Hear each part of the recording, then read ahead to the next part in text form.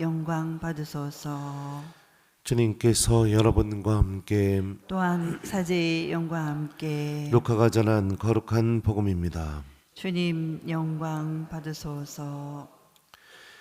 예수님께서는 나자렛으로 가시어 회당에 모여있는 사람들에게 말씀하셨다. 내가 진실로 너희에게 말한다. 어떠한 예언자도 자기 고향에서는 환영을 받지 못한다. 내가 참으로 너희에게 말한다. 3년 6개월 동안 하늘이 닫혀 온 땅에 큰 기근이 들었던 엘리야 때에 이스라엘에는 과부가 많이 있었다. 그러나 엘리야는 그들 가운데 아무에게도 파견되지 않고 시돈 지방 사렙타의 과부에게만 파견되었다. 또 엘리사 예언자 시대에 이스라엘에는 나병 환자가 많이 있었다.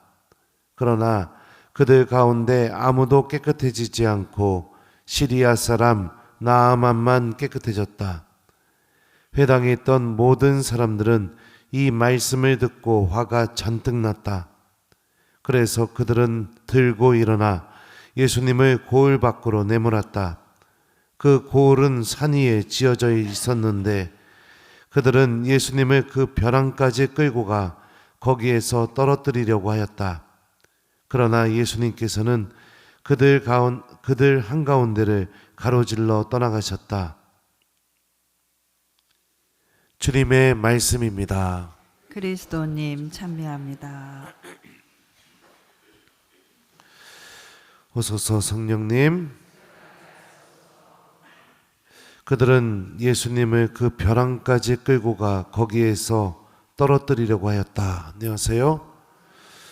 오늘 복음 말씀을 보면 나자렛 회당에서 사람들이 예수님의 말씀을 듣고 화가 잔뜩 나서 예수님을 죽이려고 했던 내용입니다.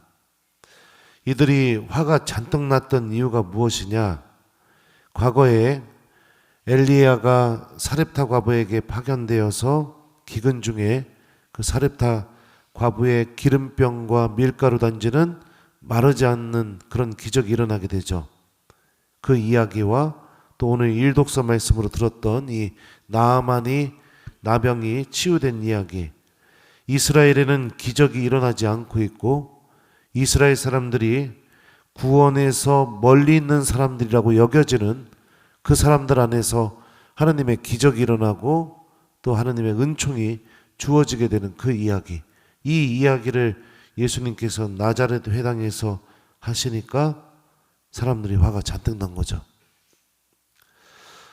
하나님의 방법은 그렇습니다.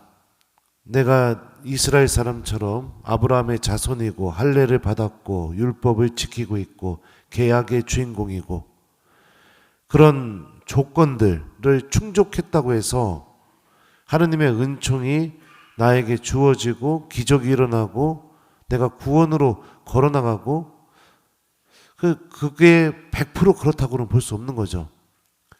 예수님이 말씀하고 싶었던 건 뭐냐면 이방인들, 그러니까 예를 들면 사렙타의 과부나 시리아 사람 나아만의 공통점이 뭐냐면요, 예언자가 전한 말씀을 그대로 행동으로 옮겼다는 거예요. 예언자가 전한 말씀이라는 것은 하나님께서 하신 말씀이겠죠.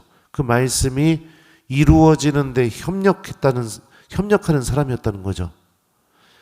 그 사렙타의 과부 같은 경우는 마지막 남은 밀가루와 기름으로 과자를 만들어서 자기 아들하고 먹고 죽으려고 했었습니다. 근데 엘리야가 하나님의 말씀을 전하면서 먼저 그걸 만들면 나한테 좀 갖다 달라, 그렇게 하죠. 그래서 그걸 그대로 했더니 기름병과 밀가루 단지가 마르지 않게 됩니다.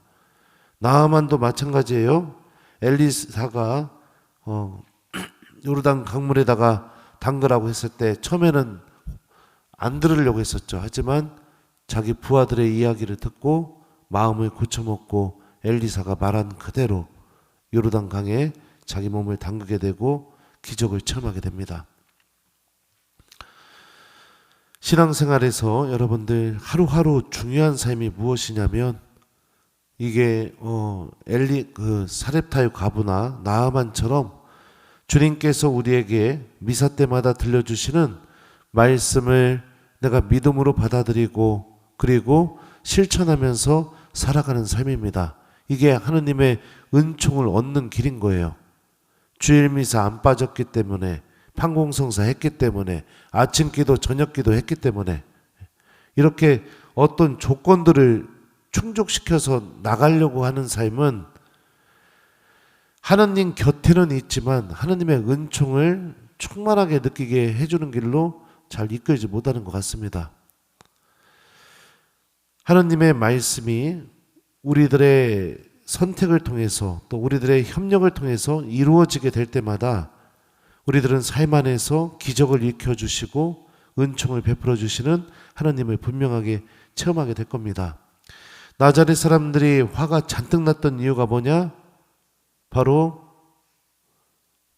그들에게 하나님의 은총이 내려지지 않을 것처럼 들려주는 이 예수님의 말씀, 이방인에게만 하나님의 은총이 내려진다는 이 예수님의 말씀, 그 말씀이 자기 마음에 안 들었기 때문입니다. 주님께서 자기들을 위로해주고